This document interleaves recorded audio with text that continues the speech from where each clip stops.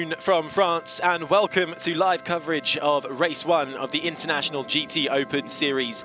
My name is Harry Benjamin. I'll be guiding you throughout this weekend's coverage. It's an absolute pleasure to have your company. We're at the circuit Paul Ricard in Le Castellet near Marseille in the south of France. It's round 1 of the 2021 International GTOpen series. 15 turns here at this circuit Paul Ricard, 5.8 kilometers, 3.6 miles, plenty of runoff area as well. It's quite a flat track and it is getting colder by the minute as well, and there's a little bit of water in the air. We managed to fend that off for Euro Formula, which just happened with a great race, but no rain was there, although it was declared at the start to be a wet race, which looks like it is here as well. There's a bit of precipitation there, but it's not chucking it down, so so far that should continue, but it is getting grayer by the minute. We had qualifying earlier with one driver from each team, which has set the grid for today's race, and there is the pole sitter Nico Bastian. He'll kickstart things for Winwood in that Mercedes-AMG GT3. Lid down, all eyes on the prize for him. It's a long race in store. He is just ahead of the AKM Motorsport of Loris Spinelli in the number 47, still having some last-minute checks there. A bit of G'ing up from his mechanic there, and a wave. Hello, good luck. And then we had a great run there as well from Jordan Pepper, the Bentley driver in that Bentley Continental GT3 for Team Lazarus, but wasn't quite able to find that pace, although did have a lap time deleted in qualifying as well, which could have put him up a little bit higher on the list. And then we have this beautiful livery, the black and gold of JP Motorsport. Christian Clean will kick-start that car. They've moved over to a McLaren this year, a 720S GC3, which they seem to be getting happier and happier with. Christian Clean says, I wanted pole, it wasn't able to do that today, we've just got to get more and more lap times under our belt. In 5th for Inception Racing, Joe Osborne goes for the number 72. The 2012 Dubai 24-hour winner there. A last-minute tap on the bonnet for Dominic Schramel in the twin bush by Keith Vitesse, the number 15 car. A good run from him. It will be a rolling start as well. So they will do a formation lap and come round and 2 by 2 before the lights will go out on the start-finish straight, and we'll get away for the race this afternoon. We've got 7 stops on the calendar for this season in International GTOpen to some of Europe's top Grand Prix tracks.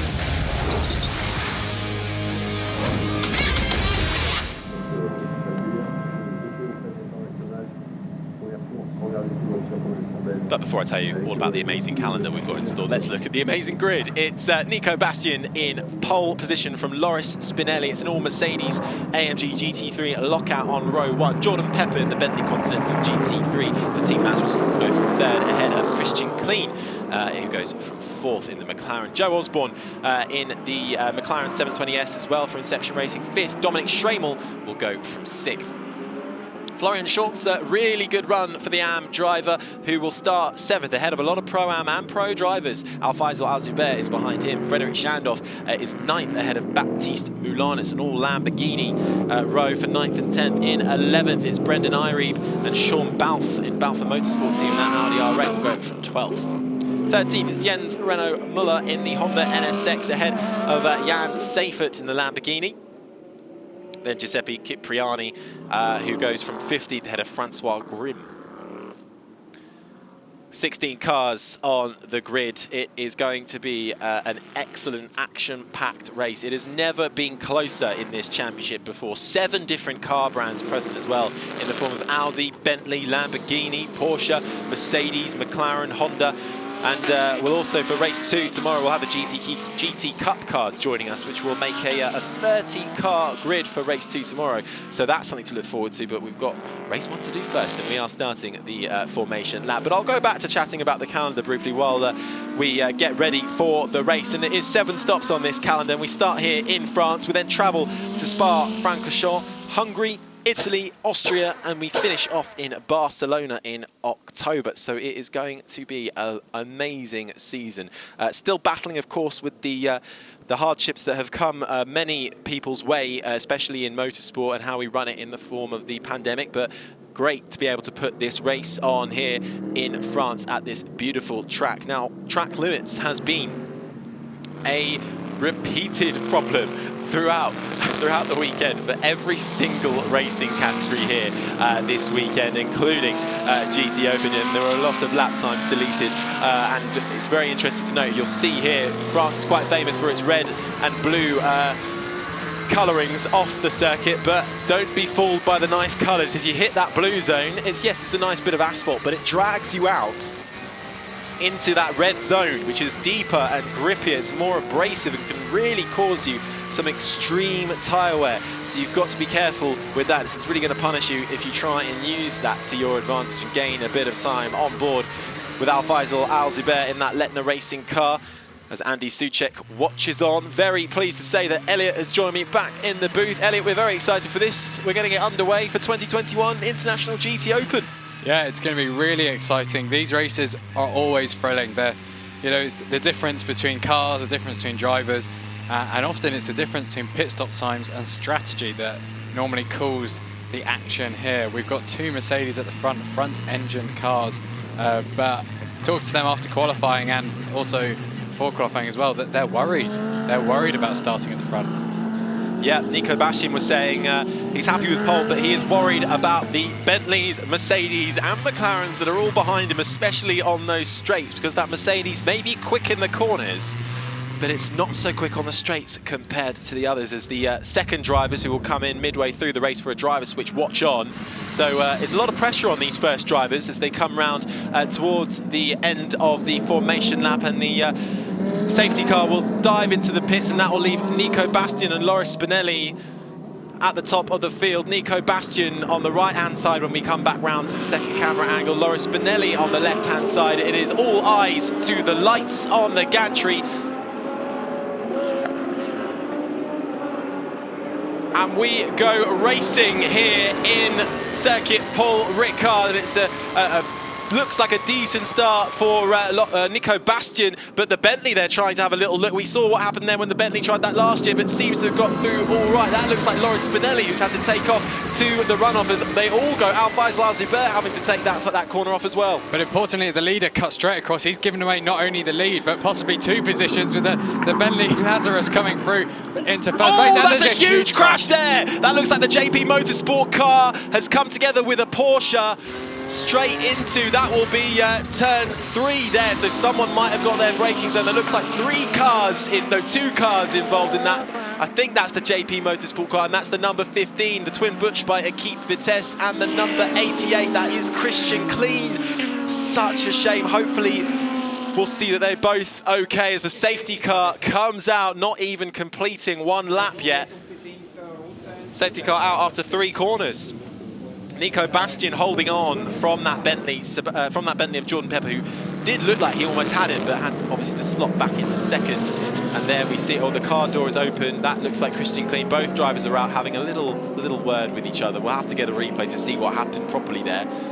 But I suspect it might have been someone has either touched someone else or someone's got their braking wrong. Yeah, and that also potentially might have been caused by the cars at the front. So one of the Mercedes, when we switched to the onboard, we actually saw the leader go way off the track, come back on and realise straight away they couldn't stay in the lead. They had to give those positions back. And I think that might have been a little bit of a concertina slowing down. So when they did get to the brakes, it all went a bit haywire.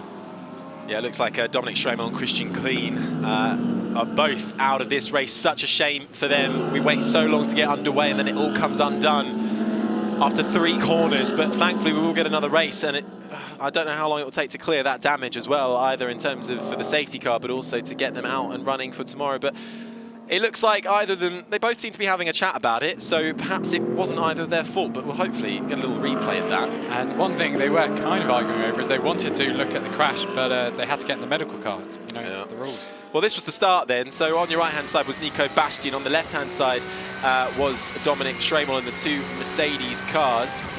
And there was the Bentley, the Team Lazarus of Jordan Pepper, having a little look down the inside. And this is where that lead of the second of the Mercedes cars had to cut across the field. And then we look back, look for the black and gold JP Motorsport car in the background coming there. What happens to that car? Oh, that looks like We need to see a different angle, but it does look like the number 15 has gone in too hot there and has just gone straight into the back of the JP Motorsport car. Here it is on board with the... He cut the corner He's just cut the corner and gone straight into the back of him. And over the top of him as well. Ooh. Quite scary if you're on board. A very scary. It looked, yeah, I think he's been forced out wide for some reason. Perhaps he's broken too late. He's trying to avoid to go across, but there's just no way for him to go. This is on board Christian Klein. So we'll see. We'll just see a sudden shunt and in the middle of the road. Or over the top of him. Oh, a spin. Oh, that's never fun. So he didn't actually see much of that crash while he was involved in it. But from those replays, it does look like Dominic Schramel just tried to cut across, perhaps in an avoided measure, to make the corner, and in doing so, decided to take Christian Klein with him and straight over the top of the JP Motorsport driver. So that is a real shame for that number 88 car of JP Motorsport and the number 15 car of the Twin Bush by Equipe Vitesse. And they look like they're both out, so that's a Mercedes and a McLaren out already. And we still have, though, 14 cars remaining. Nico Bastian leads the way from Jordan Pepper and Loris Spinelli in third. Joe Osborne in fourth. Florian Schulze had a really good start for the AM driver. He got up to fifth ahead of Frederick Schandorf. Al-Faisal Al-Zubair in his first race for Letna Racing in the GTOpen is in seventh. So it's quite a split field at the moment. You look at that, it's Mercedes, Bentley, Mercedes, McLaren, Mercedes, Lamborghini, Porsche, McLaren. It's a real nice lineup. The first of the Hondas is back in 10th for Renault Racing with Moller at the car. And then it's Seifert, Cipriani, Balfour in that Audi, Brim. And then we have lost Christian Klein and Dominic Schramel. So we'll see how quickly it takes to clear up these two cars, but hopefully it shouldn't take too long, because it is quite a long lap here, and we saw in the Euro Formula race when Enzo Scionti conked out that it was about a lap and a half, I think they were behind the safety car in total, because it is such a long lap. Yeah, it's quite, not only is it a long lap, but it's a lap where, because of the very long straights as well, you lose a lot of temperature in the brakes and tyres, because there's not much to do when driving in a straight line. The crash, while it's severe for the cars, because we do have so much runoff here, you know, there isn't any damage to the track, it should be fine in that context. I might have to replace a few of the much disrespected bollards around here, but that's about it. It's glad to see both the drivers are fine, but not a great start to the season at all. And that incident, though, between cars 88 and 15 is under investigation by race control, to no surprise. For my money, I think that will be the 15 car who will be in a bit of trouble, and actually that's just been changed to be investigated after the race. So they'll be paying a visit to the stewards, I imagine, to give their sides of the story. As we watch the pack come through the start-finish straight in front of us in the commentary box. Nico Bastian leading the way from Jordan Pepper. That Bentley was having a little look down the inside of turn one on both the Mercedes cars, but thought better off it. Perhaps he'd seen the replays of how Team Lazarus got on last year here, because they had two Bentley entries, and both of them had a bit of a bumpy ride. Oh yeah, pretty much every round something crazy or dramatic happened. But, you know, they stuck with that car through the season, because it is a car with a huge amount of potential and a very different design philosophy. And look at that, that is a lot of two big lorries there to collect those cars, but hopefully that should be done fairly swiftly this lap. And they'll be able to drive those away safely. The car's going incredibly slowly, of course, behind the safety car, but still trying to keep the heat into the tyres, because the air temperature, I think, just before we came on air was around 15 degrees, and it is getting later in the day, but it's getting colder as well. Yeah, and one of the almost strange things that some drivers are going to lose out on here is, if you're in a lineup where you've got your faster driver, your pro driver coming in the second stint, you don't mind if your slightly slower driver is having, you know, less racing time happening now. But if you've got your pro in now and they're only getting 10 minutes of racing through the first half of this race, then that's not particularly fun. It's going to be a tough one. This is a replay of the start there. I mentioned the Bentley having a little look, and then the two Mercedes drivers just sort of forced each other off. But actually, Bastian managed to keep it on the road, and it was Schramel who didn't. Oh no, Spinelli, sorry, who didn't. He's gone down to third, and then this is on board Christian Klein, and get ready for a bit of a clatter. He has a decent start, actually. He has a little look for third at one point. hear the roar of that McLaren as well, isn't it? Isn't it beautiful? And then you see the Bentley going really out wide there, so he's trying to follow that Bentley line. You can see break down the inside and then wait for it. That was loud. Ouch. Did you hear that all right? Yeah. That was... Oh, and there... I want to see the onboard from that number 15 car, just to see what caused it out wide. But we're on board with Al-Faisal Al-Zubair and Andy Soucek. And I think Al-Faisal Al-Zubair, well, I say kept it relatively clean, had to cut off that first corner. But then after that, decent run of it, and he'll get a great view, a driver's eye view of this. Look to your right-hand side. That doesn't really make sense, because he was already on the brakes as early as everyone else, but then he started turning into the corner before the corner arrives. Is potentially maybe a brake failure? And the rear end stepped out, and admittedly he was cutting the corner anyway, but yeah. He was trying to avoid a collision, but he didn't. Oh, it's a difficult one. The fact that he turned in before anyone else did does confuse me a little bit. Well, I think it's either he's locked up the rear brakes and the rear tyres, and that's forced him out wide, and he's thinking, I'm not going to be able to slow down in time, so I'm going to crash, but I'll try and not take out the entire field. And that he was so far on the inside, that's really the only place he could go. Or he's had a brake failure and has had to sort of veer off to the side of the track. And unfortunately, on the inside of the next corner, the next apex, was Christian Kleen, the Formula 3 Masters champion from 2003. I think he's done a few bits since then as well, but we'll always fondly remember him for that. Yep, always. And his 51 Grand Prix starts. Well, there we go. We're still going around with the safety car then. So the time carries on ticking, and just over an hour to go still, though. So plenty of time to get some racing underway. Nico Bastian leads the way currently, but we've only had about 3 corners of racing as we ride on board the Lechner Racing car. Lechner Racing, I'm thinking they're going to go quite well as they get up to speed with how this championship works, because they are 11-time Porsche Mobil 1 Super Cup champions for a reason. They are one of the most successful Austrian teams to have ever existed. They've run Al-Faisal Al-Zubair in the Super Cup as well, and in the form of Andy Soucek as their second driver, he's not too shabby either, the 2009 Formula 2 champion. Yeah, he's had a great junior single-seater career, got an F1 test to Williams off the back of that. There's quite a bit of variety in this field, and not only in the drivers, but in the categorization of the drivers. We've got Florian Scholz, the AM leader, in 5th place at the moment. The longer we're under safety car conditions, the better for Scholz, because you're not expecting him to be that high up, and therefore you'd expect particularly the pro cars hunting him down behind him of Chandorf and Al-Faisal Al-Zubair to get ahead. But he's longer on the safety car, the happier he can be. Well, he's got good pedigree, of course, as Florian. He's the 7 wins, 2 podiums last year in the GTOpen AM Championship, on his way to winning the AM Championship in 2020. So he's got what it takes, as Florian Scholz, the German from Leipzig, 48 years old. He's also done the Nürburgring 24 hours as well, finishing 2nd in class. So he's very good driver to have as an AM driver in that car, as you can see, currently up in 5th. He's also done a bit of Lamborghini Super Trofeo as well, and is the AM champion for that as well. So he's a proven champion, and kicking off the season in top form, as you would expect. After him, though, it's Schandorf. Oh, here we see one of the drivers coming back. That looks like Schreimel. Helmet off, which is normally an indicator that he doesn't feel like it was his fault. So we see a lot, don't we, drivers coming in after a crash with their helmet, visor down, walking back to the paddock, feeling a bit sorry for themselves, a bit sheepish. Yeah, well, there's actually sheep here, because over winter, no, there is. I have not seen a single sheep. I will get this fact out straight away, as I'm well known for being friends with goats.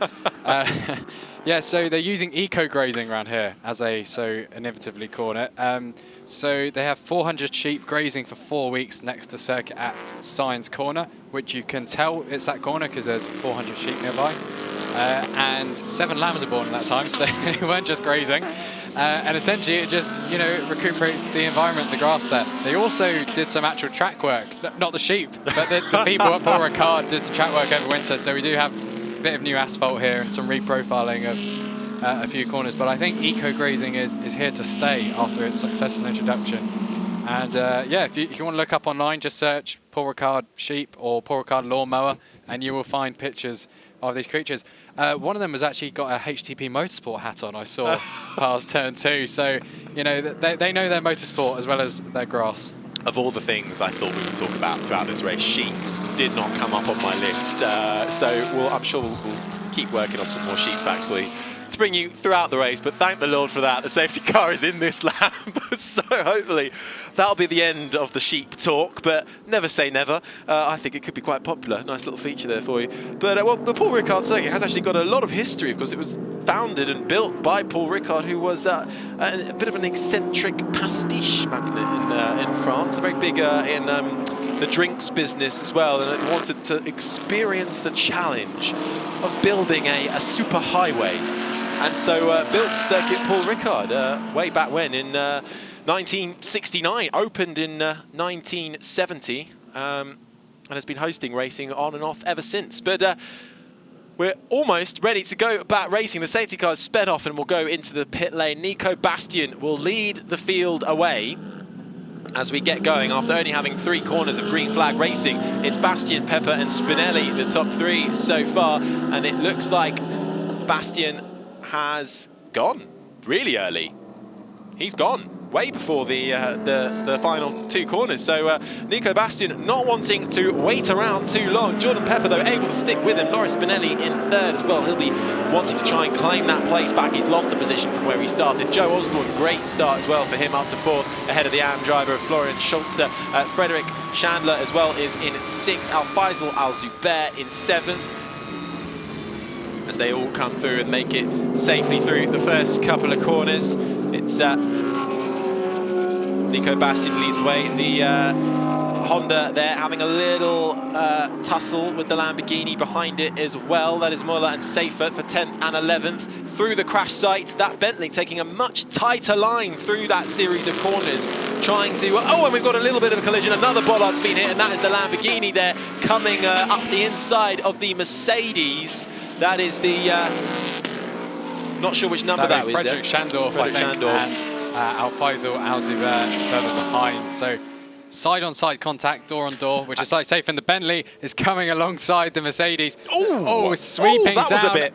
He's made the move, but I think the stewards are not going to look kindly on that. They may investigate that, because that is leaving your racing line basically multiple times. Driver, yeah, you really, in racing, you're only allowed to move once to defend your line, and although it looked like the Bentley had the better of the straight line speed, which of course is what Bastien was worried about pre-race, Pepper looked like he got alongside and clearly thought he'd done the move earlier than he actually had, and had to back out of it last minute, but then did manage to get it. But I bet Bastien will not be happy with that, straight on the radio to complain. But Jordan Pepper takes the lead for Team Lazarus. And here is that little coming together there. It's the Mercedes of number 14 car. So that is Florian Schulze as the AM driver up against Frederick Chandler. So, and there's the Lettner car of Al-Faisal Al-Zubair, gets a grade A view. Another bollard for the bin. And there he is. And there's the Bentley moving across, thinking perhaps that the deal is done. Still seeing that Bastien is there, carries on through, manages to make the move work. And here we have the number 63 Lamborghini of Frederick Schandorf, really up behind that AM of Schulze, as now Jordan Pepper has created a half a second gap now after 6 laps, most of which of course have been under the safety car. But it's nice to see a clean start just about from this field of 14 drivers. It is Pepper, Bastien, Spinelli, Osborne, Schulze, just about clinging on to your top 5, but there is a bit of a gap back from Joe Osborne developing, 2.4 seconds back to Schulze now. So Schandorf is going to want to clear him as quick as he can.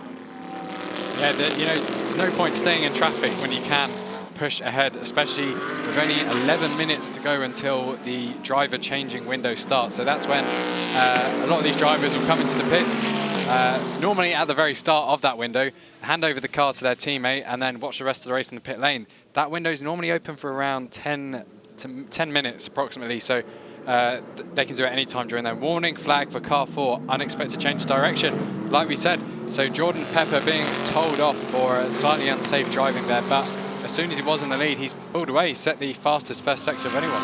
Jordan Pepper, the South African from Edenvale, 24 years old. This is his debut in the GT Open, and so far it is going pretty swimmingly for him, and it's already better than Team Lazarus could have hoped for compared to last year. And that is a huge crash there for the number 6. Both the front and rear damage there for Francois Grimm in the number 6. Oh, that is not nice. He is moving inside. Looks like he's trying to open that door for the Boutsen Guinean in a Lamborghini Gallardo, and he looks like he's lost it all on its own. It's gone quite a heavy impact into the tyre barrier there, but it's done its job and it stopped him. Yeah, it dissipates the energy of the impact by absorbing it as he goes in, reduces the rate of deceleration. But ooh, that door has been ripped off, so possibly didn't reduce it slow enough.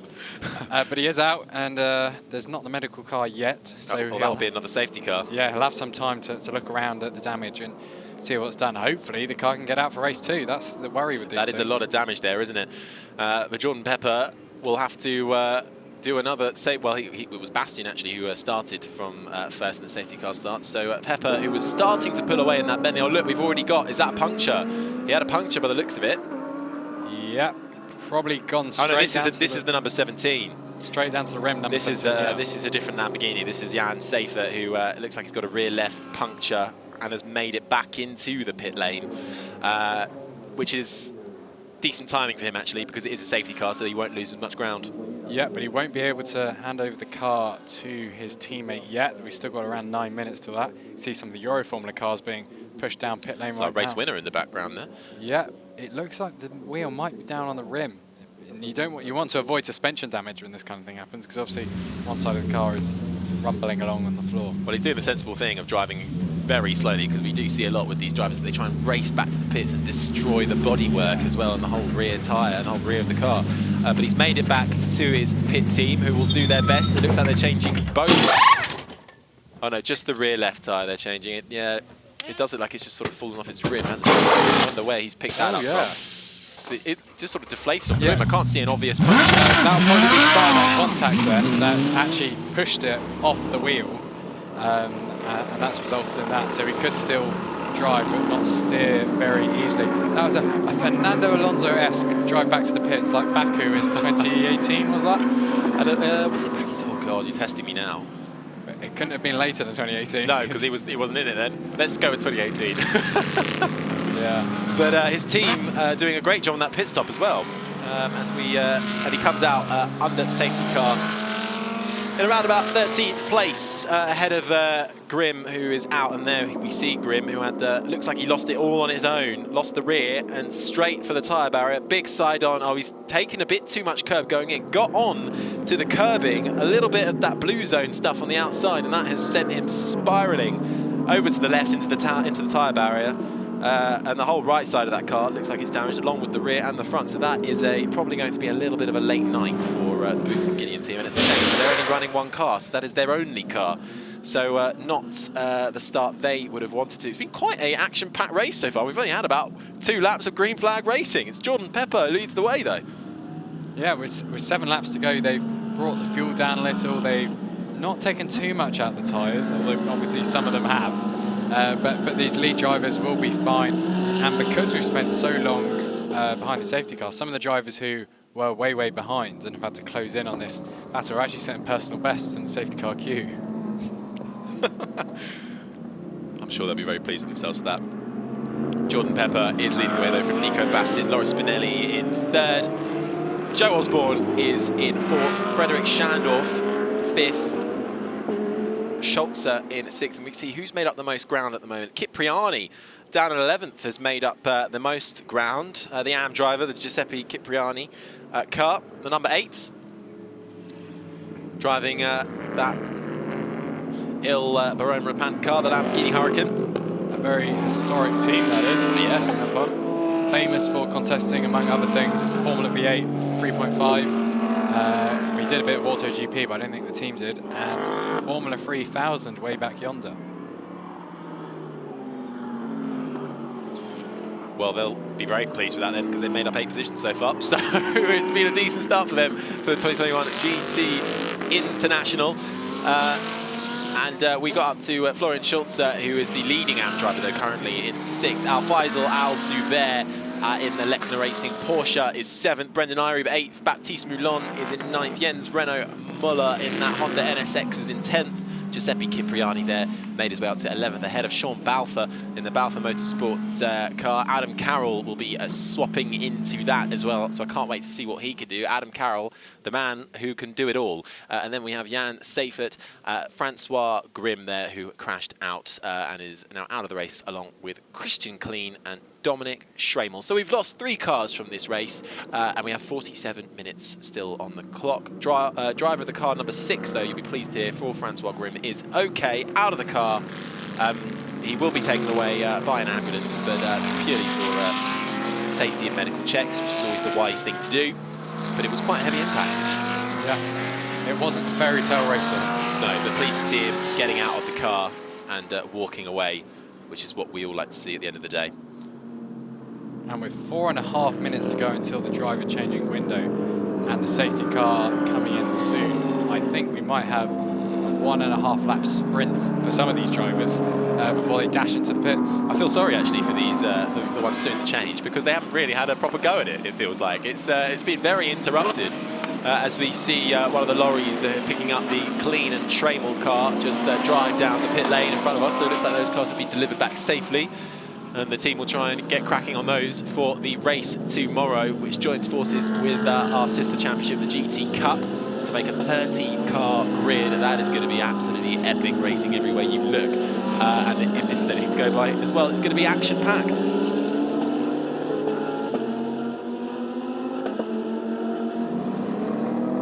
This is race 1 of the International GT Open here at the circuit. Paul Ricard, Jordan Pepper, the Team Lazarus Bentley Continental GT3 driver, leads the way currently after a collision-strewn first lap, brought out the safety car. We then did manage to get going, and it was Nico Bastian who was leading the way before Pepper managed to get in front of him with a very nice move, but he was told off for it because he decided to cut across the track a couple too many times, but he's just had a warning about it, so no penalty coming his way there. So he's ahead of Nico Bastian and Loris Spinelli, who was 2nd on the grid, now down to 3rd after an all-action-packed first couple of laps, first couple of corners, really. 2 safety cars already. I don't know what the record is around here. I should probably know that, but I imagine it's getting towards it, especially for International GT Open.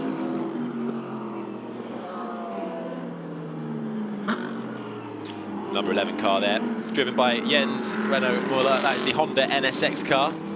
Well, let's have a look at the start then, shall we? So this was the 2 Mercedes drivers right at the top of the field, and that was Spinelli being forced out wide to cut the corner. Lots of drivers doing that, and then look at that black and gold car, because then the Mercedes gets it all wrong. We're not sure if that was an issue or it was simply a braking error. You can see there, completely collects Christian Kleen's JP Motorsport McLaren, goes over the top of him. Thankfully, both drivers were okay. A couple of cars having to take avoiding action. And actually, it was a bit of a miracle that no other cars were caught up in that mess. Only 2 cars were taken out from that. You would think that could have been a huge collision. We had more spinners, though, in the form of Francois Grimm for the Boots and Guinean team. He has been taken away by an ambulance, but he is okay. But that was quite a heavy clash for him, losing the rear end over the curbs and wrecking his Lamborghini Huracan. Yeah, and on one point there, you know, the extensive runoff helped in that first crash. But in that second crash, it actually just meant he maintained that speed as he hurtled towards the barriers. So wasn't the best for him, and it was a slightly weird accident as well, because as he came over the curb, although the rear end lost traction, it continued to accelerate pretty much as it span round. These drivers have got their lights on. It's getting quite, well, it was already cloudy, but it is getting a little bit dark here at Paul Ricard. So potentially we're going to finish this race in a bit of darkness. How exciting. I hope the sheep enjoy it as well. Yeah, I wonder if they're like cows and they sit down when it starts to rain or something like that. If you are just tuning in, that's going to make absolutely no sense to you. But there are some sheep nearby on the track. Logically, I think they'll be supporting Balfour Motorsport, because Sean the sheep and Sean Balfour. That would, yes, that would work. There. That would work. And we're getting ever closer though to that driver change, aren't we? And how's that going to work though if we're still under safety car? Well, once the window's open, they will be allowed to enter the pits. But obviously, it comes to the point of changing positions, etc. And if you're suddenly swerving across to get the pit lane, what will most likely happen is, actually, we've just got a message from race control. They're going to open the change on later, and they'll put a message out to the drivers prior to it opening. So I was going to say, we've already seen one of the lorries go past, which was collecting a vehicle, but one of those other lorries may actually be parked somewhere in the pit lane, which may make some space of that unavailable for the racing cars. Seems like a wise thing to do as well, because these drivers haven't really, it's not been evens honours, has it? So they'll be happy to try and get a bit more track time as well for these first drivers. These are the ones that qualified the cars this morning. We have another qualifying tomorrow, which will see the other driver set the time for race 2. So both drivers, if they do indeed have 2 drivers, will be able to qualify the car each and start the race each. So it's all even there. But the South African from Edendale, Jordan Pepper, 24 years old, his debut is going pretty smoothly right now for Team Lazarus in that Bentley Continental GT3. He's not estranged to winning either. He's the Bathurst 12-hour 2020 winner, and he's got racing in his family. His sister, Tasmin, was in the W Series as well, so did some respectable performances there. So racing in the blood there for the Peppers. Yeah, very, very good job. You are what you eat. They are peppers as well. I'm going too far with this now, but that does not make any sense. They're hot on track. Hot action and spicy action as well at the front of the field. It was spicy with that unexpected change of direction against Nico Bastian earlier on. We haven't seen much racing between these top 2 because we spent so much behind the safety car, and as we can see, I think they're having to do repairs to that tyre barrier, which is probably why it's taking a little bit longer. Actually, they are now suddenly putting the car onto that lorry, but I have a feeling it might still be one more lap because they're going to have to rearrange that tyre barrier. Yeah, at least one more lap, because that lorry's then got to get back to the pit lane as well with the car in tow. I think they sent out the other lorry, so maybe that's gone somewhere else. Or on board with the Leckner racing car, who did their tow in with a few guest appearances last year, but they're back with a full entry into the International GT Open. They like what they saw, so they've come back for more with a brilliant lineup of Al Faisal, Al Zubair currently in the car. Leckner Racing, 11-time Porsche Mobil 1 Super Cup champions, running Al Zubair, who's raced at the sharp end of that championship. The Omani from Muscat, just 23 years old. He's actually a double Porsche Sprint Challenge Middle Eastern champion. So he knows how to drive a Porsche, and Leckner obviously famed for their choice of car in the Porsche, one of the most successful teams there from Austria. Inception Racing have a good run of it as well at the moment. Joe Osborne's up there in 4th currently. Not doing too shabby. The man from Bedford, the 2012 Dubai 24-hour winner. He's also competed in Chinese GTs. Last year finished 4th overall in the GT Open. Also known for his British GT outings. And Inception Racing are no stranger to being champions either. British GT4 champs, headed up by Sean Goff. And of course, they've got a bit of Optimum Motorsport blood in there as well. So I'm not sure where the Inception Racing begins and the Optimum Motorsport begins. So maybe they can clarify that for me. But they obviously raced under the banner of Optimum Motorsport last year and have increased that Inception Racing name for this year. As we start another lap under the safety car. 39 minutes left on the clock. And that driver change will happen later on. It would have been happening, well, around about now, actually, but due to the safety car and the various incidents and cars being collected and dropped off in the pit lane, they've decided to delay that to a little later on. Seems like the sensible thing to do. And we've had 3 cars out of this race so far. Dominic Schramel and Christian Kleen came together quite spectacularly, with Schramel going right over the top of the black and gold JP Motorsport car of Kleen right at the start of the race. Both drivers out and okay after that. And that incident will be investigated after the race. And Francois Grimm is the recent cause of this safety car, losing his Boots and Guinean Lamborghini. And quite a hefty impact, actually. And we'll this is where it happened. So we'll have a look and see if the lorry is still out on track and how they're doing on the tyre barrier. So that lorry has gone, but it does look like there is a crane there of some sort trying to fix that tyre barrier, which could take a little bit longer than we might like. So I have a feeling it might still be another minute or so under the safety car, or another lap or so at least, while they get that. But Francois Grimm was able to get out of the car and away, although that car is still there. So they actually haven't got it on the lorry yet. I was wrong. It's still there waiting to be collected. So that'll increase the time slightly. We are behind the safety car. But 3 drivers out this race, they're all okay. So that's the main thing. We can carry on racing. 13 runners still to go. Let's run you through it. Jordan Pepper for Team Lazarus leading the way in that Bentley. Nico Bastien in the number 48 car is in second. Loris Spinelli in third. Then it's Joe Osborne in fourth for the Inception Racing team. Frederick Schandorf in the Lamborghini Huracan for Vincenzo Sospiri Racing is in fifth. Then first of the AM drivers, Florian Schultz, are doing an absolutely spectacular job. And tell you what, this safety car is really helping him out, because the longer he can stay up there and keep those pro cars behind him, the more points he can get. The reigning champion, Al Faisal Al-Zubair, then in seventh. Brendan Irene, 8th, Baptiste Moulin, 9th, Jens Renault Muller in that Honda NSX currently rounds up the top 10. Giuseppe Cipriani, who made up a lot of spots, is the second AM car, but he's 11th on the road overall. Sean Balfe hoping to make up a few spots there. We're looking at him now in the number 22 Balfe Motorsport car, who hopefully, we're not sure if they're going to do the whole season yet, but encouraging signs so far. And they're getting to grips with that Audi R8 more and more. Sean Balfe, the team owner of that car, in there at the moment with the pro driver Adam Carroll on standby. And Sean Balfe, though no stranger to success, the 2017 GTOpen Pro-Am champion. 8 podiums, 3 victories to his name. 2019 he was the British GT third place finisher overall. And 13th place then behind Sean Balfe, the final runner is Jan Seifert in the number 17 car, HP Racing International in that Lamborghini Huracan. With Coach McKenzie, as he's known, waiting to take over in the pit stop we have. But Jan Seifert at the moment, the 23-year-old from Stuttgart, coming to us from the TCR Germany Championship, where he got a win, a podium and a pole on his way to 4th overall in the championship. So it's a really nice mix, actually, this grid of old, experienced drivers, but also young, up-and-coming, who are fighting their way to the top of GT racing. And where better to do it than in one of the best international GT racing series in Europe?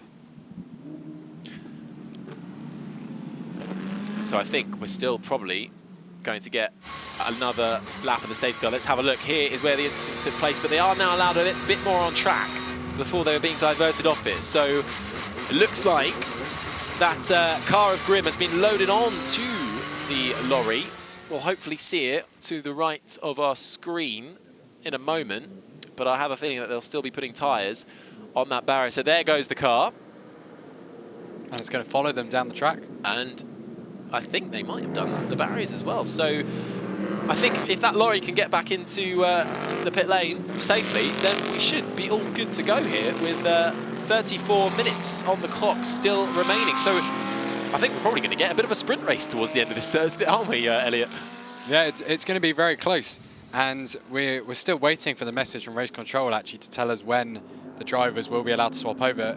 Traditionally, they would have started doing this about 6 minutes ago, where the window opens for them to change who's in the car, but because of this lengthy period behind the safety car, you want to give each driver a fair shot at being in the car and actually having some racing. So they've delayed it. Safety car will be in this lap, so we'd expect the driver change window to be at least 1 lap after that, because they've got to give the message in advance to the drivers when that's going to happen. So you think safety car in 1 fast lap and then they're all in? I think some of them will be in. If you've got a driver like, well, Jordan Pepper is obviously pro class. Those pro cars will probably have more say in when they want to come to the pits. With Pro-Am, you may know that your co-driver is going to be better on the low fuel load and getting the lap time out then, or particularly in these dry conditions. And Pepper is really holding them up. We've seen him do this tactic actually in other GT series in Europe.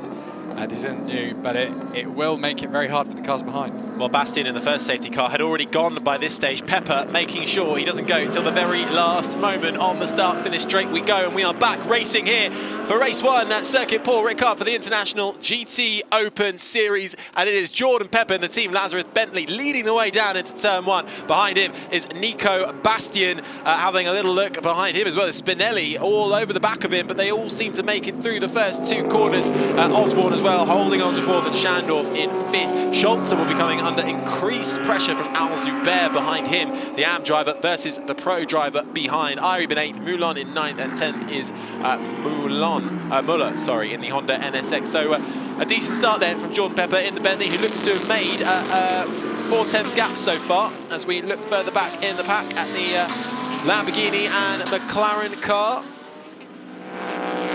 And the driver change window has actually just been opened, so these drivers at the end of this lap can come into the pits if they want to. It will be open for 12 minutes, so that's about 5 or 6 laps. They're going to have an opportunity to do this. Two Mercedes eyeing each other up, flashing. He wants to get by. You know, he's not going to let you pass, so there's no need to do that. We see that flashing as a tactic all over sports car racing, and that looks like Giuseppe Cipriani getting it all wrong. No, it's not. That is the number 63 car. My apologies. That is Frederic Schandorf coming under pressure from Al Zubair. And I think he might have lost that position. Oh no, he was trying to get Schultz Schandorf. So Schandorf's coming under increased pressure in that Mercedes. And as we go in to the next corner, it is Schandorf who manages to lose out there. I think that is Schandorf and Schultz are having a battle. Schandorf still ahead of Schultz. So a nice little battle there with Al Zubair. We're on board now watching that Lamborghini. The green one is Florian Schultz, and Frederic Schandorf is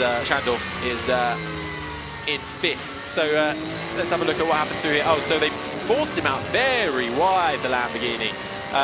The number 63 forced out very wide, as we can see on board from Al Zubair. Gets a grade A look at it. And I would say that was a bit of an argy-bargy harsh move there from the Lamborghini. Yeah, and none of the drivers have opted to go into pits. And no. There isn't actually too many, well, there's no pit boards going on. Oh, pit boards. You say that. Yeah. And we've got a couple in already. We've got Inception Motorsport. Ollie Milroy has been standing in the pit lane outside our commentary box, and I was wondering why. He's in, and he's ready to swap in as well. Probably in for Joe Osborne. And, well, Brendan Irie, apologies, he'll be in for. And then Adam Carroll will be getting in for Sean Balfe down at Balfe Motorsports. Adam Carroll, the man who has won everything from Northern Ireland, the 2000 Formula Ford Winter Champion. Countless championships since in Formula 3, A1 GP, he's done Formula E, British GT, GP2, IndyCar, you name it, he's done it. As we carry on watching this battle with Frederic Schandorf trying to hunt down Schultz in that Mercedes AM car, but not able to get close enough. And a lot of these pit stops, the cars don't need a jackman because they have jack struts underneath the car that self-propel them into the air so they can change the tyres really quickly. But we do have a minimum pit stop time as we're watching the Oxford Motorsport car race away there. So that is one of the cars in question with the jacks. And as long as you're over that minimum pit stop time, you're fine. If you go too quickly out the pits, then you will get a penalty. And that is Ollie Milroy coming out, the 2018 ALMS vice champ who swaps in for Brendan Irie. And there in the number 22 is Adam Carroll, the 38-year-old from Northern Ireland. And actually, I was speaking to former podium Grand Prix driver Timo Glock, who I asked, who's the best teammate you've ever had? Thinking it might be maybe Arno Trulli, Lewis Hamilton, quite likely. And he comes out with, not many people know this, but I did a couple of races back in the day in F3000, and Adam Carroll was my teammate, and he is the best teammate I've ever had to this current day. So that tells you something about the pedigree that Carroll brings to International GT, into that Balfe team. As the Lettner racing car, Al Zubair comes in and he'll swap out, and we can see there Andy Soucek, the 2009 F2 champion, standing by. Quick as you like. They practiced this all weekend, that driver change, to make it as swift as possible. And I was doing a bit of lurking around the Lettner Racing garage earlier today, and I did notice a bit of front bumper damage from potentially pre-practice. So they've been bringing that car to its very limits, so finding more and more pace as they go. So we'll see what Andy Soucek can do once he's in the car. And also finding pace is Jordan Pepper. Last 2 laps, he's just set the fastest lap twice, now down to a 2-minute 2.160. So I think he's going to extend his stint as long as he can. There's 8 minutes to go with this driver changing window because he's clearly got the pace. So why waste it by going into the pits? Indeed. Well, when he does come in, he'll be swapping out for Ivan Peklin from Ukraine. The youngster, he's only 19 years old from Kyiv, but he's a 5-time Ukrainian karting champion. and races in Formula 4 as well previously. So perhaps Pepper just trying to give him as much of a chance as possible in those final stages for when Pecklin does take over that Bentley car. As Andy Soucek now in the Let the Racing car comes out, as we look at the car going very wide in the background there. I think that's the second of the Mercedes of Spinelli in the number 48. No, that was Bastian in the number 48, going out wide, trying to chase down that Team Bentley Continental car of Team Lazarus, who himself actually was getting a bit wide there, clattering the curbs. So most of the teams have now been in, but there's still a couple who either aren't changing drivers or are extending their stint for as long as possible. Jordan Pepper, as we've said, being one of them, along with Bastian and Spinelli and Osborne. So actually, I say that, it's the top 7 are still, because Cipriani is not changing. Yeah, Schandorf has though, and while Pepper has gone faster, actually Bastian's going even faster as well. So I think, you know, our top drivers are just going to race each other until they're told not to by their teams. Well, it gives their teammates as well as much chance as possible to not lose as much ground in their stint as well, potentially, if they're worried about that. As we saw Frederic Schandorf come in the background there, he swaps out for Mikel Beretta, Italian from Milan. Blancpain Sprint 2016 silver champion, and this is the change down at the Renault team. Marcus Pavarud is in that Honda NSX for Renault Racing. And Pepper goes faster again, 33.335 seconds in that first sector. Actually, the top 3 cars are all set in 33.3 there. All set their personal best in the last lap. Pepper set the fastest lap of the race. So looking at the gap they have to Florian Schulz in 5th, 9 seconds. Off the top of the drivers pitted, Ollie Milroy down in 10th, 1 minute 21. So thinking how long the pit stop is, 70 seconds. Another 11 seconds. So I think all these, I don't think they're going to lose any positions when these guys come in. No, which will make for a really spicy end to this race, but still 25 minutes on the clock. And look, that's what I mean about the pit lane entry feeding in. You time that wrongly, and it's going to be a bit of a tussle going into turn 1, as we see that Letner Racing car all over the back of was that Nemoto, and then there is the Renault feeding out just behind Adam Carroll, who goes through. And at the moment we have Andy Soucek and Adam Carroll at the back, so that's going to be fun watching them charge through the order. Well, Pepper leads the way from Bastian, Spinelli, Osborne, Scholzer and Seifert, who have yet to pit. Then the first of the pit stoppers currently is now Beretta, Ollie Milroy, and then Nemoto, Soucek, Carroll. Cipriani is down to 13th, just behind Marcus Pavarud, who has now come in into that Renault Racing car, the GT4 European Series Prime winner. And this is Jens Liebhauser now coming in to replace Florian Schulze. Sterling job by Schulze actually so far. He's had to deal with a lot of stop and starts, and so far he's been able to fend off the pro Lechner behind him. So we'll see if that can continue. That'll be Coach McCanzie, and it is Coach McCanzie. That is his name on the leaderboard, so that's how it works. Coming in as well for Jan Seifert in the number 17. It's the HP Racing International.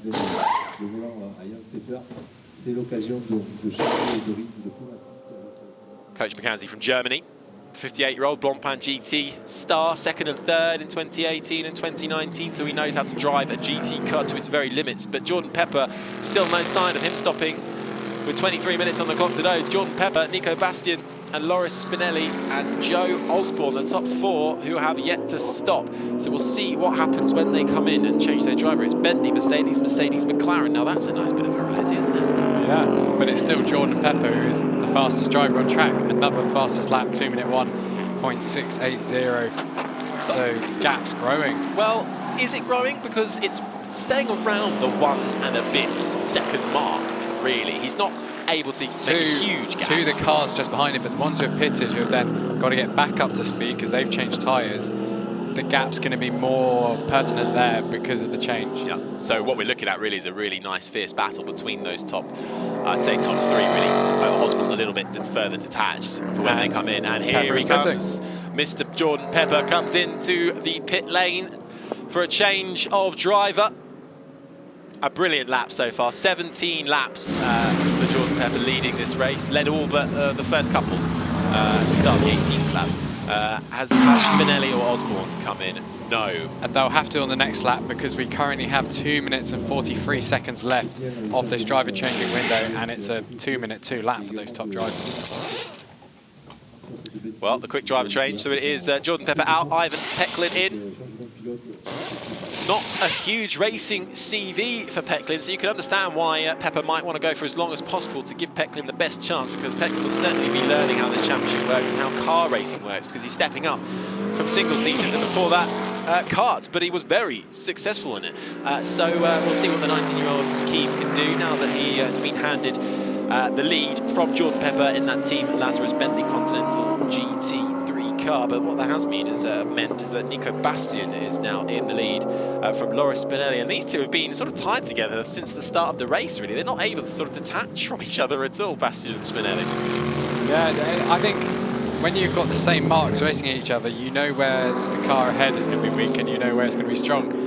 And they know where you're going to be weak and where you're going to be strong. So every overtaking place you'd want to go to, they already know to cover off, because that's where they'd think to go. So it's a stalemate. Yeah. And here comes, he's out. Well, it's not Pepper anymore, it's Pecklin in that number 4. Peter Piper pipped Pepper and it turned into Pecklin. There we go. It goes on. I'm sure they do that as part of their warm-ups before they get in the car as well. But he comes out and slots into 4th, just ahead of the, well, just ahead, quite a way ahead of the number 63 AM car of Mikel Beretta, who took over from Frederick Schandorf in the Vincenzo Sospiri racing team. And here comes into the pit lane both the front runners now, the two Mercedes of Nico Bastian and Loris Spinelli, both in the pit lane. This is going to be quite tight between the two, so that might actually come down to who's more efficient in this pit stop, to who gets out first. So a lot could be made here, actually, depending on how quick their driver change and tyre changes are. Marcus Sattler will come in for Nico Bastian in the car at the back of your field, and there's a front jack getting tilted out of the way. And Alexander Moiseev will come in, who's been the star of testing, top of the timesheets constantly. So we'll see if he can make up any time as that other second Inception racing car comes in. Joe Osborne with a great stint. Swaps for Nick Moss, the 49-year-old from Britain. And a lot of brake dust was thrown out by the front left wheel, because they are right underneath our commentary box watching the pit stop now. You see the drivers talking to each other as well, so very efficient job, these pit stops, very well trained. Well, let's see here how quick the Mercedes runners were as McLaren of the Inception Motorsport team gets a top up of fuel, and then will be sent on its way. Which Mercedes gets out on top? And actually it's the number 23 Mercedes. It's as it was for those two Merc cars. And the McLaren was held up in the pits there to let the Mercedes go past because they'd done their stop actually so quickly. So, well, that 47 car was held there for a very long time as well. So that hasn't helped either of those two, because the gap between that 47 car. But more importantly, the Bentley's behind. Wow, that is a change for position. So that was an almighty pit stop for the Mercedes car. So it is now, the Bentley is now behind. Ivan Pecklin now behind Marcus Sattler. So it is game on as we look a little bit further back in the pack, and that is the Lechner racing car there of Andy Soucek having a go on Yuki Nemoto. Andy Soucek there going down the inside, but that will mean that he has to slot in behind for the time being. Very tricky to overtake there, so can't quite make it work there. But now he's coming under increased pressure from, I think that's, is that for position, that car behind? It is. It's getting a bit confusing because these cars are actually almost in the reverse order prior to this. Yeah, and look in the background even further, that is Adam Carroll, who has snuck up behind this trio as well, so he'll fancy a little go at them as well. But currently, as we look at it, it is Nemoto, Soucek, Moiseev, who's really fallen back in the pack. That pit stop was not good. Yeah, held it for a very long time, dropped behind McLaren as well. Going 3 wide almost. And look, Moiseev just sort of right there on the outside. As Soucek comes barging through, and actually they touched a little bit, because I think I saw a little bit of bodywork fly off over there. But the Lamborghini holds on. for the time being. And there, though, was your race leader. That is gutting for Jordan Pepper, who led it all the way and has lost it. But 0.6 of a second. Oh, and that was very wide from Sattler there, the number 48 Mercedes, is currently leading. That's going to allow Pecklin in the Bentley behind to close right up on him as we enter the final couple of corners here. If he can get a good run out this final turn 15, and he does line up to do so, the old up and under, tight line in, easy on the exit, keeps it clean, get that slipstream. He's going to want to, it's tough in this first two corners. Where do you go, the inside or outside? We'll see what Sattler goes for. Sattler kind of listing lazily into the middle of the road, I would say, but that forces Pecklin to the inside, deep on the brakes. Can he make it stick? That's going to give the advantage slightly to Sattler, the Mercedes behind though, but the Bentley goes through. He'll immediately cut right to get that defensive line going into turn 3, and then decides to stay back on the racing line, and that is the Bentley through of Pecklin, but I don't think that's the last of that fight because Sattler is right there with him, but Pecklin back through in the lead. So that Team Lazarus Bentley Continental GT3 has managed to get back in the lead, having led so much of this race so far. Yeah, and here's a replay of the move. Very late on the brakes. The Bentley, because of its weight, you know, it does well because of that. When it's on the brakes, it does get it stopped. Very good move. Pecklin has raced at Paul Ricard 3 times in French F4 last year. Best finish was 7th place, so he's going to go way beyond that if he keeps this up for the final 16 minutes of this race. Pit stop car 14 still under investigation. That's for Jens Lieberhauser, currently 2nd in the AM class. After the performances of qualifying, actually, we've seen the AM class being shifted down to the bottom when they were far higher up earlier this weekend. And actually, the team manager at car 14 is now being asked to go to race control. Oh, so what happened in that pit stop then? That sounds race control immediately. So not waiting for that one to be resolved post-race. So we'll see what happens there as Andy Soucek in the Letna racing car fancies a little go on the inside of Nemoto, but can't get it done there. He's tried that before, it doesn't work, but Nemoto's run out a little bit wider. But he'll maintain the advantage for now. But Andy Soucek looks like he's got more pace than that Lamborghini in front of him. Yuki Nemoto, the 24-year-old from Japan. He's a protege of Lamborghini, isn't he? He is. He's a Lambo Super Trofeo vice champion multiple times. Also done a bit of racing in Formula Regional in Japan. And also dovetailing this campaign with a run in LMS too. So quite the racer from Tokyo, managing a good job so far to defend from an ever-chasing Andy Soucek, who will want to get by sooner rather than later, because we only have 15 minutes to go. Yeah, and he's driving the car with the stripes of Vincenzo Sospiri Racing on, I do believe. That's because Vincenzo's best friends with none other than Taki Inui, and his involvement in Japanese F4 back in the day, and that was where Moto was racing, and that's where those links were forged. Very strong on the brakes, those heavier cars, the Lamborghini and the Bentley. You can see the weight lunge forward almost. And if you learn how to drive a car using the weight of the car, you'll be far more efficient in races like this where the behaviour changes so much. And it's why a lot of drivers do kind of like ice driving in the winter and go back to karting to remember how to drive with the weight. Yeah. And that Vincenzo Sospiri Racing car, it's great to have Lamborghini back in the grid as well, but they're, of course, GT Cup champions previously. 11 titles to the VSR name in the last 5 years as that Inception Racing car, though, wants to have a little look, thinks about it. Not going to happen on this occasion. Will he get the better run through the chicane? Back out onto the straight. That Lamborghini looked like it clattered the inside curve there a bit too heavily. Now here's where the slipstream is going to either work or not. So Nemoto has forced him out wide, thinks again. Oh, no. He doesn't know, the Inception Racing car doesn't know which way to go. We've got 2 of the Vincenzo Sospiri Lamborghinis under pressure. Yes, this is the second one actually. This is not Nemoto. It's Beretta. It's Beretta who is being hunted down by Ollie Milroy. Swapped in that car. The gap is absolutely nothing. A little look left, a little look right. Didn't like either one of them. But now we're back on the Soucek car that is chasing Nemoto, which is where we got confused because it switched battles from the onboard to the offboard. They're the same coloured cars. Yeah, so both of them very close early on the brakes there for Nemoto. Soucek has spent, what, at least 4 or 5 laps He's just trailing. Struggling to find a way through, isn't he? Clearly struggling with that straight line pace that we know the Mercedes and the McLaren and the Bentley have over perhaps the Mercedes and Porsche cars. Yeah, the Lamborghini is, you know, it's very wide as well, so he can just place it wherever he wants in the road and keep that position. Milroy very, very close to the rear of Beretta, going to corner half a second. and here comes Nemoto behind. Carroll's just watching them. Carroll, yeah, struggling to get closer. Souček having a little look. Hopefully this will allow Adam Carroll to come into play a bit, but of course this is the first round for him this year. So getting up to speed with everything, but a good atmosphere around that team at the moment. So gearing up to see how things go in the International GT Open for them. Potentially a full season run, we'll see. But Adam Carroll getting on great with Sean Balfour as well, and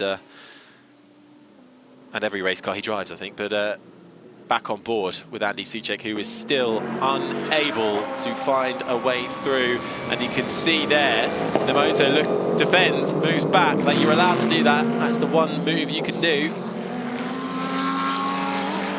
And that car just can't get through. Ollie Milroy can't get through. And we've now got the team manager for car 47 currently being driven by Alexander Moisey to report to race control immediately. We're not being told if this is to do with the pit stop, but I imagine it would be. I imagine, because Moisey was dropped well out of it, all the way down to 10th, and that was a leading car. So something's happened in the pit stop there. As Andy Souček now has been closer than he has before, but it's difficult to do there because the Lamborghini is just going to come and cut across you straight away. And has to sit behind again. No way through for Andy Souček, the 35-year-old from Madrid. Sorry, I knocked a few years off there for you, Andy. I'm sure you appreciate that. It must be so frustrating following the car ahead and knowing, like, you could be driving absolutely perfectly doing your race, but you know you've got the pace to get ahead, but you just can't find the space anywhere where your car is strong enough to make a move. It's a thing we see constantly at Paul Ricard. It's a great track, but it's just very difficult for overtaking. It's brilliant for speed, it's brilliant for how the way the cars look, but in terms of getting that overtake done, it's so tricky, especially for these big wide GT cars. And looking at the front of the field as well, Ivan Peklin's pulled out 4.6 seconds. He is over Sattler, yeah. Yeah, pretty much half a second, 6/10 faster than anyone else at any point, which is very impressive given his inexperience. He wasn't actually confirmed for the season until fairly late. He did a few tests. He was umming and ahhing, like, was he ready to make the step? Decided he was, and it's pretty clear he is. Well, yeah, Jordan Pepper was only handed that over with only less than 2 seconds gap. So Peklin and Pepper. Peklin able to extend that advantage as we have this nice little midfield battle with Adam Carroll coming into play here, who's in 8th. Andy Souček is ahead of him, and then right at the front of your picture, that is Yuki Nemoto, who goes the inside line. But then that is Ollie Milroy through on the other Vincenzo Soscuri racing car, as the other Vincenzo VSR car comes under more pressure from the Lettner racing car, but on that occasion VSR hold off. But that is Milroy through on Beretta finally, and so I think the other guys behind him will see that green car has fallen back and they'll want to get a hurry on. And he has a little look on the inside. Souček, can he do anything about it? He's tried that move before, but he's a bit further along this time, and he does finally get past Nemoto for 6th place. Oh, but it all gets a bit concertinaed up there, and that allows Adam Carroll to get very close to Nemoto there in that Audi R8 orange liveried Balfour Motorsport car. And I think Carroll is going to have the same issues as the Porsche, because the R8 is fairly similar to the Porsche compared to all the other cars in the grid. The Lamborghini can just kind of hog the road in this final section of the lap and not have to worry. Well, let's have a look at what happened here. So there was Andy Souček, who just managed to get up alongside him and, crucially, enough past him before Nemoto could come across and shut the door, which he has been doing there at that exact corner for the last few laps now. So finally, the Porsche Lettner racing car of Andy Souček through on the VSR car of Yuki Nemoto. And now Adam Carroll fancies a go at that, but doesn't look like he has the same straight line speed perhaps as the Porsche, struggling to get as close to him. But with 8 minutes and 50 seconds on the clock, anything's possible at the moment. Those are your driver moves right now. Who's made the most gains? It looks like 7. Ollie Milroy has made 7 up to 4th. So a really good job for the number 7 Inception Racing team. Yeah, very good job. And his most recent pass was, of course, on Beretta, who is actually being closed in on pretty rapidly by the cars behind, 1.7 seconds faster on that last lap. So I expect Souček, now he's freed of Nemoto, is going to go hunting down Beretta as well. He'll want to finish 5th. When they handed over, actually, we said Souček and Carroll were at the very back, and now they are in 6th and 8th, and Carroll is going to try and make that 6th and 7th. Going into chicane, he's eyeing up the Lamborghini, isn't going to make the move. He's going to try and get a stronger exit so he can go at the end of Minchar Straight. And a quick note as well on those two Mercedes cars, Florian Schulze, Jens Liebhauser and Alexander Moisi with Norris Spinelli. That will now be investigated after the race in terms of what happened on those pit stops, as Adam Carroll has been getting faster and faster with every lap, but has sort of been stopped a bit at half a second last time around, but this is the closest he's been to the back of the moto. Having a little look, he'll try and line him up, get the wider line approaching and carry that speed and momentum through. Can he make that work and then make use of the slipstream from the moto? So difficult to do this, especially in that final sector where it's just corner after corner, seemingly never ending. But now he tries to go for the wider line into turn 15, now out of turn 15 onto the start-finish straight. And this is as close as he's been on the start-finish straight, just 2.5 tenths between them. Can he do anything about it? No, that Lamborghini just has way more straight line speed, and he's not even with slipstream. He's not able to get closer until they go under braking. So that is currently the battle for 7th, raging on. It's Ivan Peklin leading from Marcus Sattler. Nick Moss is in 3rd, Ollie Milroy 4th. Mikel Beretta is in 5th, Andy Souček is in 6th. Yuki Nomoto, we see now 7th, and Adam Carroll there, just behind him in the orange Audi 8th. And that is the visible gap there, 6.7 seconds back to Marcus Sattler from the Bentley of Ivan Peklin. And then we have the two McLarens are very close together. Both the same team, but slightly two different cars, the 72 and the 7. Nick Moss, Ollie Milroy for Inception Racing. Going to be a juicy battle for 3rd, this with Mikel Beretta coming in, and there is Andy Carroll alongside Nomoto. Can he make anything about it? Not quite yet. He'll use that chicane to try and get in a better position coming off the back of this. He saw what Andy Souček did here a couple of laps ago, and he'll want to try the same thing, but crucially he needs that straight line advantage with the help of slipstream. Will he be able to get it though? And Milroy is right on the rear of Nick Moss right now, the two McLarens together. We saw this a few times last year. It got a little bit tense, not as tense with other manufacturers who oh no, actually it was the same manufacturer, it was McLaren, but it was the Teo Martins that often had a bit of angst with each other. These two should be fine on this lap, but I imagine, you know, if they do want to get ahead of Sattler, who is literally within sight, the faster cars should be prioritised. Yeah, and it looks like Adam Carroll not able to find a way through. If you can't do it before that final sector, it becomes very tricky to do, to follow the car in front of you with the dirty air and the tyres screaming for a bit of first aid. And Sattler is now 7 seconds behind Ivan Peklin. Peklin's on a roll. Oh, 1.6 seconds. Sorry, Adam Carroll getting right up on the curbing, rally style. And there are the two McLarens still very close. Nick Moss ahead of oh, and that's is that Marcus Sattler? That is Marcus Sattler, yeah, and they've got past him. Are they going to be able to do it both in the same corner? That's Nick Moss through. Can Ollie Milroy do anything about it as well and go round the outside? Yes, he can. And the Lamborghini's going to have a little look as well of Mikel Beretta. So, what is going on for Sattler? He's been absolutely losing time to Peklin and falling way down the field. It looks like he's just simply dropped off there because Moss, Milroy, and you'd think Beretta will be through before the end of the lap. Yeah, it does look like Beretta's going to line up a move here, though, because they're all on the inside. You know, he can't really do anything in defence unless he just sticks there. The Lamborghini won't be able to make a move. I don't think he's going to do it. But he's going to force him into a mistake, though, and that means Sattler's got a little bit deep into that braking zone, which means the Lamborghini's going to have way more speed coming out of the corner. He'll try and get that inside line on the left-hand side of your picture there. He's trying to get it, but Sattler not letting him have it. I think Sattler's tyres are gone.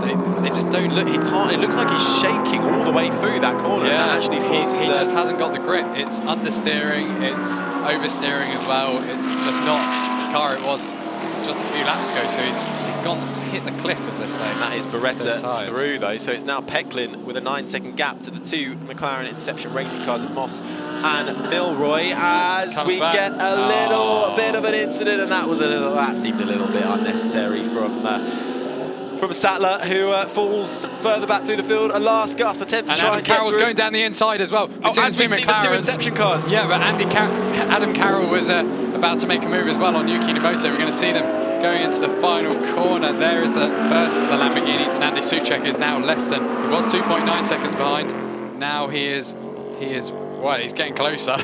He's got his action everywhere right now. It's a bit hard to keep track of, and no, Carroll's going for the outside going into turn 1, so we're still following these McLarens, but Carroll is alongside, and we're going to hopefully see him in the background. Who's ahead? Carroll is still so behind. close, but we see on picture right now, Nick Moss ahead of Ollie Milroy. Let's have a look at where it all went wrong. Ran over the curbs, lost traction, he couldn't really steer as much. And with those tyres on seemingly death's door, that seemed like an unnecessary move. But hey, he had to give it a go. That's racing, and that allows, of course, Andy Souček up past Sattler. Nemoto's got through, and Carroll has got through on Nemoto. So Carroll up to 6th, Andy Souček in 5th, Beretta is 4th, Milroy all over the back of Nick Moss. Ivan Peklin now 9.2 seconds up the road, but what is going to be the podium order? We still don't know with 2 minutes on the clock. It could be anything. Milroy's made 8 places up, Moss has made 3, and Andy Souček's not giving up on a podium either. Yeah, I think Souček can make a move on this lap. He's looking far stronger than the Lamborghini, who was actually dropping back until the battling ahead kind of brought him back into contention. Well, he's right up in him for the slipstream, moves out to the outside line. Will he be able to sweep across? Is there going to be a car coming into our right-hand picture? He has to run out wide slightly, and it looks like did they have a little coming together there, or was... I think they potentially did. Was that the VSR car just thinking, oh, I'm going to get out of it and not risk it? But that is Leclerc car of Andy Souček through on Mikel Beretta for 4th, and now it could be quite a tight fight for 2nd place, because Ivan Peklin seems to be maintaining that 9.3 second gap. And Ollie Milroy's going down the inside. He's going through the final corners. He can't get it done, but he's going to still be able to make a move coming into the first corner of the next lap. Peklin crosses the line, a 2-minute 4.267. He is around a second faster than everyone here. And we're going to see, we'll go back to a different battle now. This was to see how Souček did it. Oh, he got right up, he hit an inside curve by the looks of it, and that just sent him out wide. Lose complete control of your steering. Lucky he didn't go into the side of Souček there, actually. Yeah, he hit the little bollards, yeah. So that just unsettled the car entirely. Bollard getting its revenge on some of the drivers there. But this is the battle for 2nd right now. This is now the final lap as well, and it doesn't look like Andy Souček's still a little bit far back to probably play a big part in this. But there goes Ollie Milroy trying to look down the inside of Nick Moss. Can't get it done there. The 72 car leads still, but has to clatter the curb, so that's going to slow him down. Ollie Milroy all over the back of him. A slow car gets out of the way nicely. That is Andy Souček in the background as well, trying to get a look at this. And look, both McLarens go very wide. A very interpretive definition of where the track goes. And this battle, though, is allowing Andy Souček in. Carroll's lining up Beretta in the background. If it is Beretta, he's disappeared from the live timing, but we can see that he is there on track. Anna Carroll all over the back of a Lamborghini at least, but Ollie Milroy not able to get through as we look at our race winner. We've got a car off wide there. He's decided to miss the chicane completely and say hello to the cones. But here, after 28 laps, is Ivan Peklin coming into the final sector of this lap now. And after 28 laps, he took over from Jordan Pepper, who did an absolutely sterling job to get the lead in the first place. Managed that restart so well, having to deal with multiple safety cars and incidents, and went as long as he could and gave the best possible advantage to Ivan Peklin, who got in the car and then started, he actually lost the lead and then regained it and started to pull away, and so Ivan Peklin will cross the line for Team Lazarus in the Bentley Continental GT3 to win race 1 here in Paul Ricard for the 2021 International GTOpen. But who is going to be second? It's going to be right on the line, but it looks like Moss has got the better of Milroy. It's 3 wide in the background for the Lamborghinis. Souček comes home in 4th. Carroll, can he get him on the line? We've got one Lamborghini in front of, I think Carroll just about got Nemoto. He did. Carroll in 5th, right on the line ahead of Nemoto. Marcus Pavarud comes home in 7th, and it looks like Sattler, after being at the front for so long, will come in 8th. But our timing showed Michele Beretta a lap down. He wasn't actually a lap down. I understand he was still in 5th place there behind Souček. So it was Beretta in 5th, Carroll in 6th, the moto in 7th we expect. But it does show Bretta's lap down, but we kind of would have spotted if he randomly stopped in the sector 3 for 2 minutes. So a little error there on our timing screens. But we can just see, though, what it means, obviously, to the Team Lazarus guys, but we're just looking at the Inception Racing boys as well, who are over the moon with that P2 and P3 finish. Happy people up and down the pit lane, but what a drive from the Team Lazarus crew. Jordan Pepper did exactly what he had to do. Ivan Peklin and stepped up to the plate, quite frankly. He lost the lead in a bit of a slow pit stop. Something happened in the pit stops. A couple of cars are having to be investigated as well, but they lost time and they lost the lead in that pit stop. But afterwards, able to do the overtaking on track and then crucially pull away, and by the flag, over 10 seconds in the lead ahead of the two Inception McLaren boys of Nick Moss and Ollie Milroy. Yeah, and to remember how Lazarus started last season, it was 4th, 7th, retired. Well, these are your winners then for Team Lazarus. It's Peklin and Pepper on top for Team Lazarus and Bentley. Then it's two McLarens of Moss Osborne and Irebe and Milroy. Alzubert and Soucek with a great run to 4th for Letner Racing. Beretta and Shandorf for VSR, and the Lamborghini in 5th. Balfour Carroll with a sterling drive up the field as well to 6th in the Audi. Moulin, Nemoto, Renault, Moller and Pavarud, Sattler, Bastian and Moisive and Spinelli. After those two Mercedes cars, the AKM Motorsports starting right at the top, along with Winwood, but just not able to stay up there, and a messy race from those two teams. They won't be happy with that at all, and we'll be looking at where they lost at least a couple of podiums as well. 11th was Schulze and Liebhauser for AKM Motorsport. McKenzie and Seifert came home 12th. For HP Racing, Giuseppe Cipriani managed to go 13th for Barone Rapin team. Francois Grimm crashed out along with Krupinski and Klein, and Dominic Schramel right at the start in that very dramatic third corner first lap crash. But here is your race winner, Team Lazarus. Ivan Peklin coming in to that #1 spot, and I think they're going to be pretty happy with that one. We'll see what he looks like when he gets that glasses, that #1 board. Clearly, he's had enough and he wants to get out and celebrate. Yeah, Lazarus has had quite a turnaround since last season. They started last year with retirement did not start, retirement did not start. Then the second car did score points, got 4th and a 7th, then a retired and a 4th, then couldn't do the next round as a result of the damage, I believe. And then it was a win at Monza and a few more podiums, but a great turnaround. That is actually an incredible drive from Peklin, considering he is so young in his career and has not done a lot of GT car racing. He's only done French F4 for 1 season, and you know, other than that, it was karts. It's amazing the step up he's made. I think I might have been guilty of thinking that Pepper was trying to go as long as possible to give Peklin a chance to, you know, maybe have that lead decrease slightly. But if anything, he got in. Yes, he did lose the lead, but he got it back, and then he pulled a 10-second gap. Yeah, brilliant job. And considering, I mean, I know Soucek and Carroll started really far back, but the drivers around him who were of the same level and experience, he just pulled away, trouble-free. The two McLaren teams as well. Nick Moss and Ollie Milroy taking the flag. Fairly happy day's work with them, judging by the engineers on the pit wall as well, waving at them across the line. So it's a Bentley and two McLarens that we'll see on the podium. Of course, the Pro 1, 2, 3 looks like this. It's Ivan Peklin, Andy Soucek and Mikel Beretta. But this is a look back at some of the racing action. The #7 car of Irebe and Milroy, and the other McLaren car, the 72 of Moss and Osborne. 2nd and 3rd in the end, but they had a very, very tight tussle throughout the race. But there is your race winner, Ivan Peklin and Jordan Pepper for Team Lazarus. Jordan Pepper and Ivan Peklin is gone. He'll be back. First appearance in the GTOpen and first win. Jordan, first stint was certainly lively.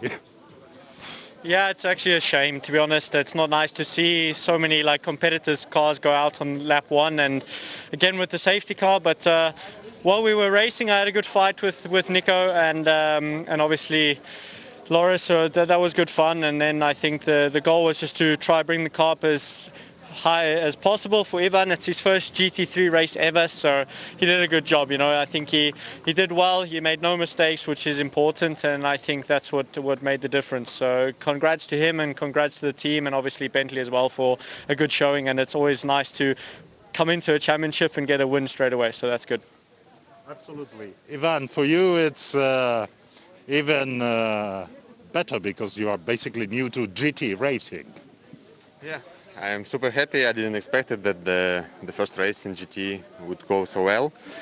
But yeah, big thanks to the team. They did an amazing job. Big thanks to the Jordan who gained 2 positions in the start. And yeah, thank you Bentley for giving such an amazing car. Thank you. Cheers. Well done, guys. Thank you. Now. Thank you.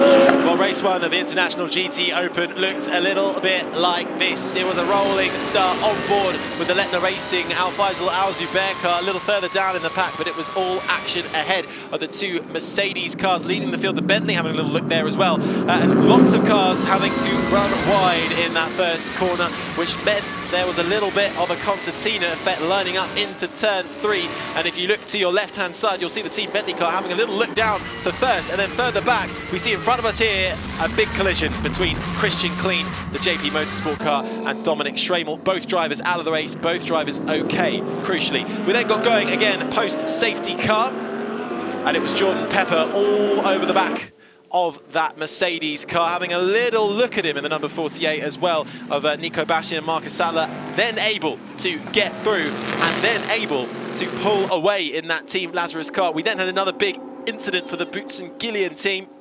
That was Francois Grimm. Again, he was okay and got out of the car. After another safety car period, Jordan Pepper led the way, this time from the lead, before coming in to change for the driver and tyres. They lost the lead initially with Ivan Peklin at the car, but then he was able to get it back from the number 48. Further back, all action packed between the VSR cars and the Letna Racing cars. This was Andy Suchek getting through.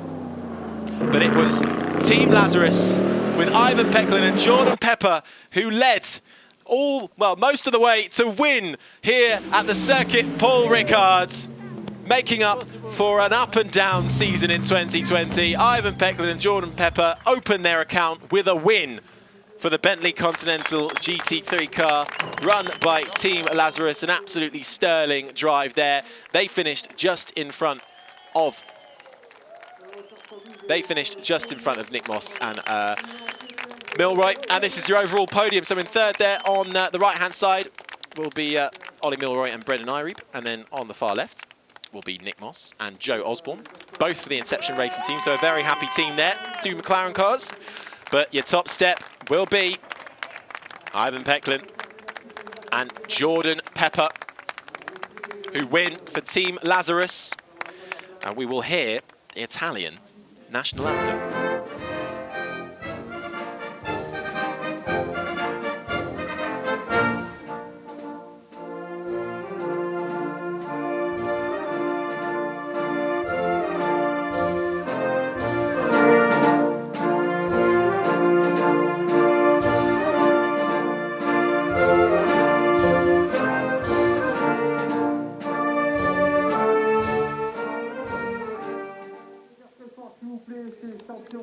So a very well done to our overall podium finishers. Ivan Peklin and Jordan Pepper for Team Lazarus win overall. And in the pro category, second was Nick Moss, who took the line. Alongside him, Brendan Ireeb as well for Inception Racing in that McLaren car. And third was Nick Moss and Joe Osborne. Sorry, the other way around. Nick Moss and Joe Osborne was second, and Ollie Milroy and Brendan Ireeb were third. And we do get a bit of champagne. We didn't get that earlier.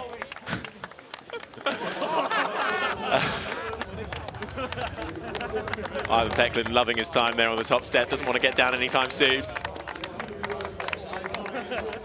And that is just a beautiful car to look at as well, isn't it? That Bentley car. Yeah, developed by none other than M Sport, the World Rally Team. So it's got some diverse origins, this car has, and you know, I think it's taking over from the iconic BMW as possibly the widest and largest looking car in GT racing as well. It's amazing those pictures you see, isn't it, when there's during when they have LMP cars out on the field as well. These GT cars look so much bigger in pictures. It's almost unrealistic, but they are. They're big beasts, these cars. Team Lazarus from Italy have raced in GT and single seaters as well. But this is your overall Pro-Am podium. So on the top step will be, once again, the Team Lazarus boys. So the Pro-Am, I should say, will be Nick Moss and Osborne. In second, Irebe and Milroy. And third, a great drive by Balfe and Carroll.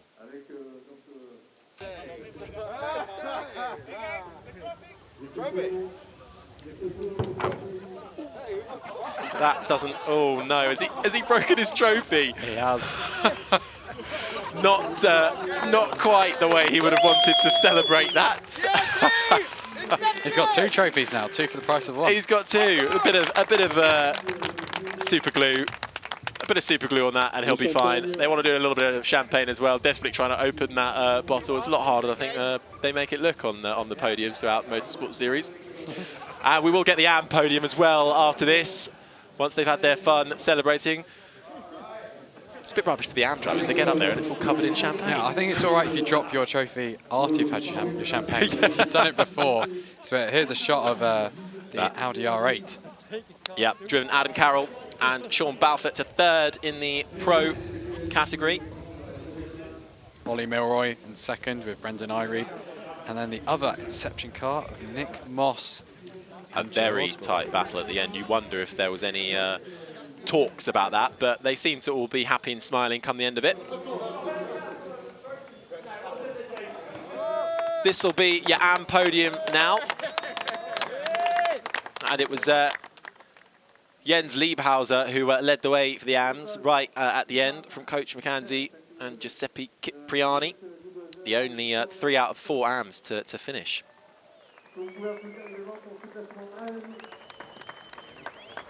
There he is, Jens Liebhauser alongside Florian Schulze. Did a sterling effort at the start of the race, alongside McKenzie and Seifert and Giuseppe Cipriani, who comes home in third. And that is your all your podiums complete for the first round of the International GTOpen. Do make sure you come back tomorrow, where we have even more qualifying and even more racing to go. And we're also combining with the GT Cup as well for a 30-car grid, so it's going to be very exciting. Until tomorrow, have a good one.